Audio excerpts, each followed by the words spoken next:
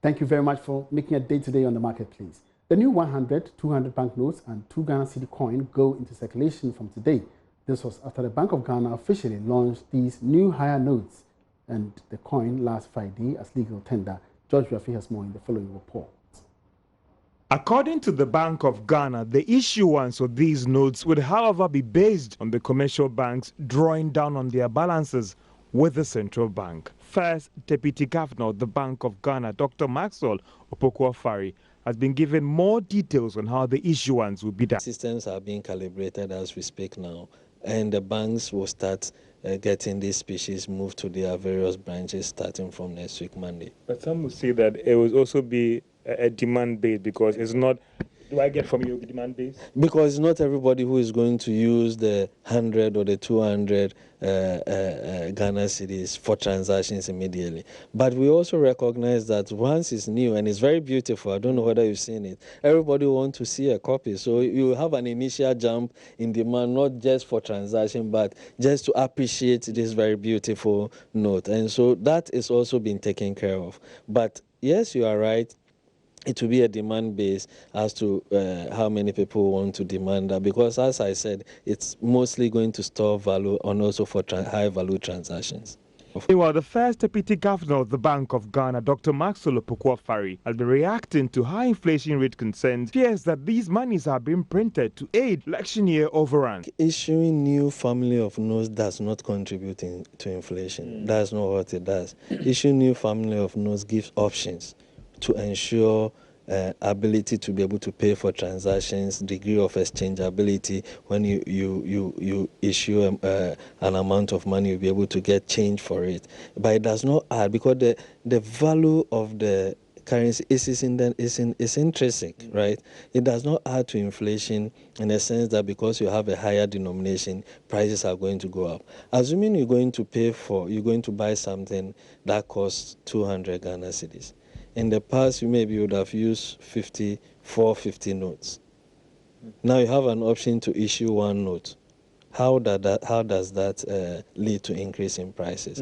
It's just option. The transactional value. Exactly. The transactional value would contribute to that, because on the lower note, some said that the 1 peso becoming, people not using it again, impacted on pricing. So that has happened already. You realize that the 1 peso that's why the coin note barrier has shifted, right? That's why there was a need to bring in the 2 Ghana cedi notes. So that happens at the lower end. That's already implicit right after redenomination. You see a one-time jump in rounding up, but it's not a consistent running up after that. For those who be rushing to the ATMs to withdraw these notes, well, the bad news is that it will not be available. This is because the central bank maintains that it is for high-value transactions, and they want to carefully manage them to ensure that its value is not lost. The Bank of Ghana says it has applied sanctions to its staff whose actions led to the banking sector distress. According to the governor, Dr. Ernest Addison, this is part of an accountability process his outfit initiated into the corporate governance letdowns to ensure that everybody rendered individual accounts on their involvement. He spoke at this year's annual Bankers' Dinner organized by the Chartered Institute of Bankers, CIB Ghana. Besmaka Usa has more in this report. Recently, a Bank of Ghana official was dismissed for gross misconduct in relation to some corrupt transactions and for accepting bribes in connection with the award of a contract to Zipton Switch Systems Limited in 2016. According to Dr. Ernest Addison, this is one of several sanctions his administration has applied to staff found culpable. You may recall that at the end of 2018, the Bank of Ghana completed the cleanup and recapitalization reforms in the banking sector. These reforms have helped restore public confidence in the sector, strengthened financial stability and resilience, and promoted ethical banking practices. There are also lingering issues associated with bringing to those who superintended over the governance failures in the financial sector to book. Bank of Ghana has applied administrative sanctions to staff that were found complicit, and more recently dismissed the staff for his role in the Zipton deal in the previous regime. Meanwhile, Dr. Addison says the receivership process has seen significant progress as regards assets recovery of the defunct financial institutions. He also highlighted some developments and reforms his outfit is currently working on. The draft of the Borrowers and Lenders Bill to replace the Borrowers and Lenders Act 2008, that is Act 773, is before Cabinet for consideration. The Borrowers and Lenders Bill seeks to strengthen the collateral registry system as well as better facilitate enforcement of security interests of creditors. Madam President, the Government of Ghana, through the Ministry of Finance, intends to establish a domestic credit agency to reduce information asymmetry between market participants, borrowers, lenders, and regulators. The 2019 annual Bankers' Dinner also saw the investiture of Dr. Ernest Addison as an honorary fellow of the Chartered Institute of Bankers Ghana for introducing reforms to the financial services sector. A citation accompanying the plaque, which was handed over to him by the president of CIB Ghana, Reverend Patricia Sappor, mentioned a number of key functions he played, including the passage of the Payments and Services Act 2019. Reverend Sappor lauded the Bank of Ghana's actions to reform the health of the financial sector and urged banks to incorporate sustainable banking practices. The event also saw some 6 members of the institute elevated to the status of fellows of the CIB Ghana. Bismarck Ausa, Joy Business.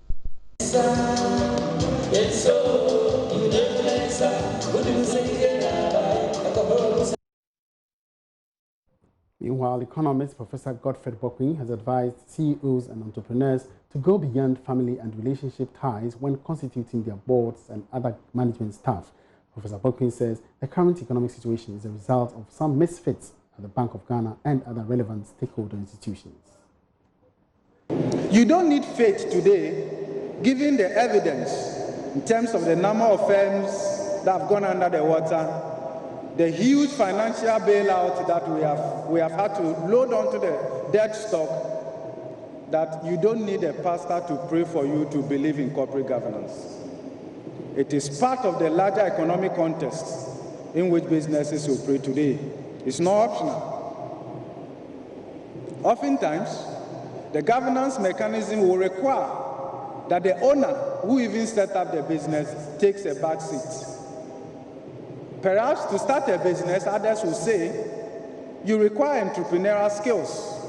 And to others, that inner predisposition towards starting a business maybe is God-given. But to manage the business and sustain it and make it grow, maybe you don't need entrepreneurial skills. You need managerial skills.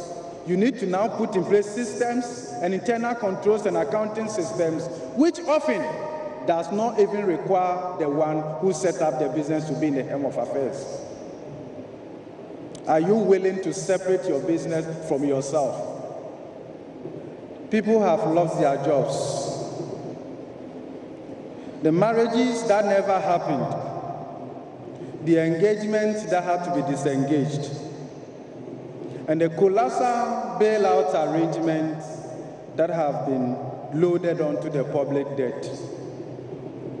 I believe that this is as a result of household and firm-level failures that have aggregated at this national level. And we are talking about bailout arrangements in excess of 14 billion cedis. And how much have we spent so far on free senior high school? We have had to spend that much as a country to correct our own inefficiencies. Is that expensive? And perhaps the largest in recent times when it comes to economic miscarriage. Let's turn attention now to the oil and gas sector. Italian Prime Minister Giuseppe Conte says the recently launched Aquafopa project signifies the level of cooperation between Ghana and Italy and the commitment to promoting sustainable development. He stated that the Italian government hopes to help train the youth in Ghana and Africa as a whole to become more employable. Giuseppe Conte was speaking at the launch of Aquafopa Agri-Business Center at Chemasu in the Doma East District of the Bono region. The Okwafopa project is entirely developed by oil exploration firm ENI with the government of Ghana, specifically within the framework of an MOU with the Ministry of Agriculture and the Ministry of Trade and Industry. The chief executive of the ENI, Claudio Descalzi, said professional training and skills acquisition is a precondition for socio-economic development, and ENI intends to play an active role in defining paths for sustainable growth in Ghana. Today we are here for a milestone, for the first seed of a big project that we call Africa Project. It's a very ambitious project because we aim to cover more than 1 million people in different countries in the sub-Saharan Africa, and we decide also with the collaboration clearly of our government and also with the UN to start these initiatives in Ghana. So that is more than a single project. That is a seed to create a biggest project in all the region, covering different countries. Now we start with 800 people that we are going to training every year.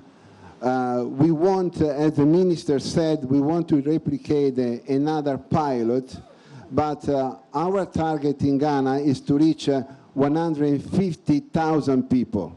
Okwafopa is a pilot project which is part of a bigger African project aimed at triggering economic diversification in the agricultural sector by transferring technical skills through vocational training, supporting access to the labor market, promoting new investments and startups, and stimulating local entrepreneurship in Ghana and the rest of sub-Saharan Africa. The Italian Prime Minister said the project was the sign of a strong cooperation between the two countries and a commitment to promote sustainable development by helping to train the youth in Ghana and Africa to find employment to build their nation.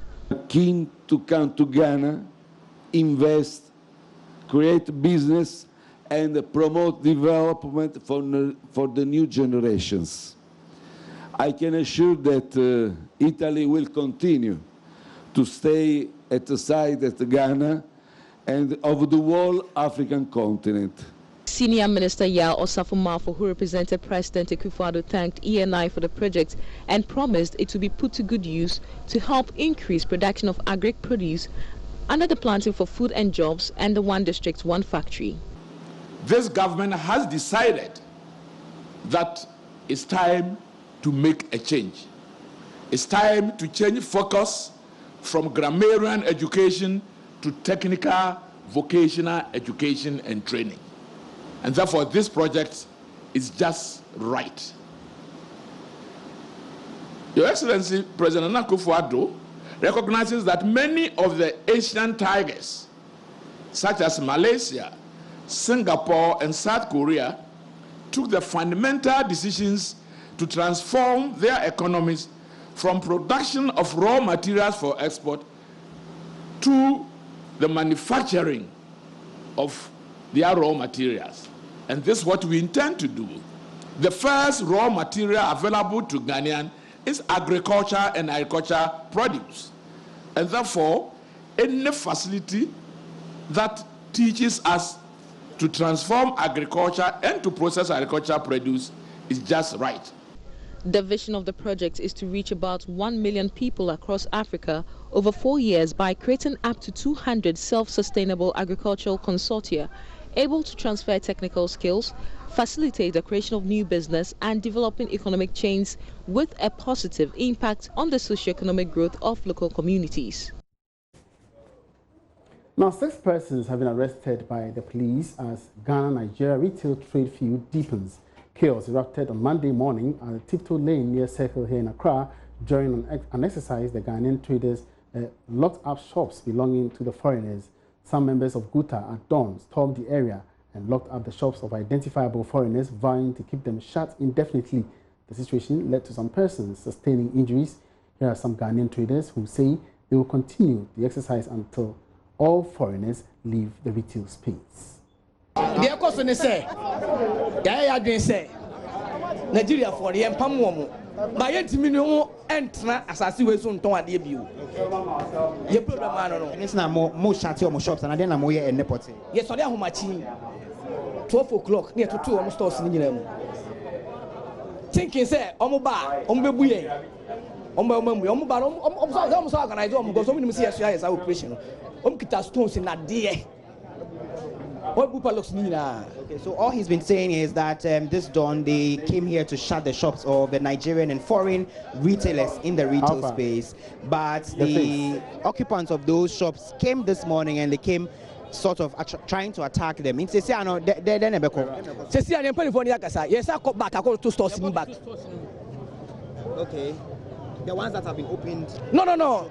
Say you on the Jira Franca Sunday, almost me almost because almost through. But Palos na end to 2 no bubuno. It is side, yes, Yakoto for a sack to 2 bio. Okay. Ha, and one is no money. Oh, dear, on Pombeyo and Fanco, a Budumbula. You have a Tony Manafri ho, near Beton. Okay, it's a more percent almost free this space. Sir, I never know there, you know any problem. And you're a person almost free this place.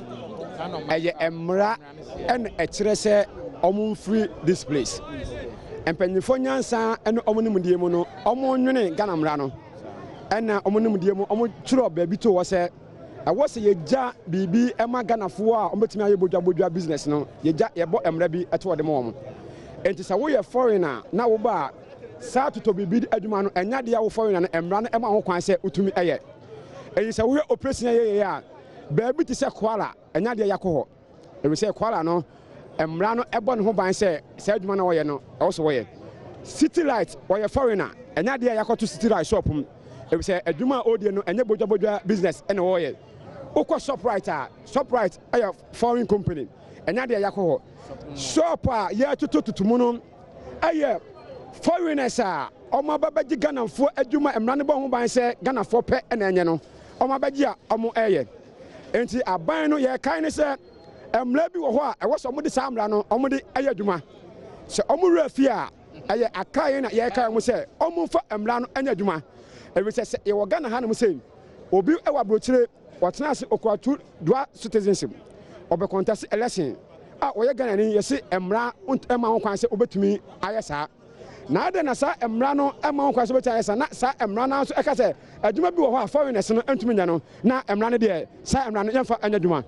So all he's been saying in summary is that they are going to ensure that the GIPC Act, which forbids foreigners from participating in retail trade, is enforced. And so all the foreigners who are occupying shops here and carrying out retail activities are expected to live here. And he's been citing some examples of foreign investments in the country which has not been touched by their exercise because those are clearly not in the retail space. So they say they're going to ensure that this is done and they're going to get padlocks to relock the shops that were opened by these Nigerians and foreign traders who came here this morning. They say, no, me was a police phone so bad, then a police phone no more countryman, then I'm almost here collaboration. In fact, you did Pugana police phone here. Serious.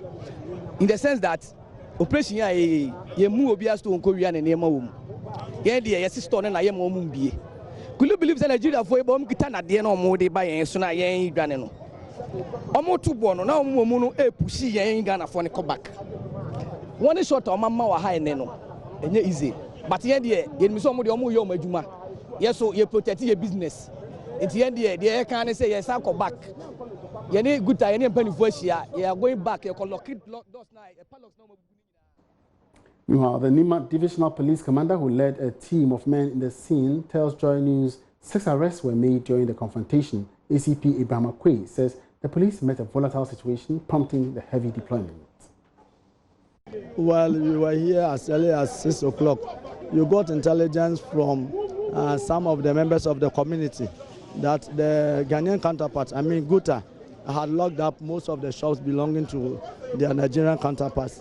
So based on this intelligence, we deployed our men from both region and then division, Nima division, to come and salvage the situation. In fact, when you got here, you realized that the situation had become very tense and volatile. So we decided to, as it were, have some dialogue with the feuding parties, the Ghanaian counterparts and then the Nigerians. So you were able to assemble the Nigerian counterparts in the forecourt of their shops.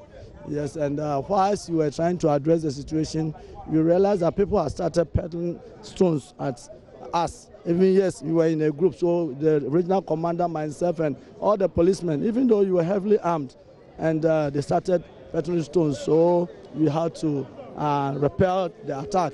Yes, we had to, and in the process, a lot of people got injured as a result of the stones that they were petroling. So we were able to salvage the situation, and then we later addressed the Nigerian counterparts to leave the shop because the place had already been locked up. So we were able to calm them down that for their own security and safety, they should just leave the shop whilst we dialogue with the Ghanaian counterpart with a view to asking them to open their shops. But it's going to be some dialogue. We are going to have a dialogue with them. So for now, situation has been brought under control. We are only here to maintain our presence and to ensure that no further authentication or any other disturbance goes on. So any other. And you speak about some people getting injured during the earlier confrontation. Do we know the numbers and who and who? At least we were able to identify about 3 or 4 of those who were hit by the stone. Yes, a few of them were hit by the stone. And in the process, we were able to arrest those who fomented the trouble. Yes. How many of them? Oh, I think about 6 or 7. But you keep on arresting us and when the need arises, because at times you get intelligence that somebody is harboring or having a weapon, not necessarily firearm, but sometimes stone, sometimes knife, sometimes cutlass. Even in the process, you collected a cutlass from somebody. So the arrest has been well targeted. We identify the perpetrators and then we arrest them accordingly. How long will some of these shops remain closed? Well, so Joy Business will be monitoring the situation closely and bring you updates on it as it unfolds. And that's it for the marketplace today. My name is Emmanuel Obuaji. We have a good afternoon.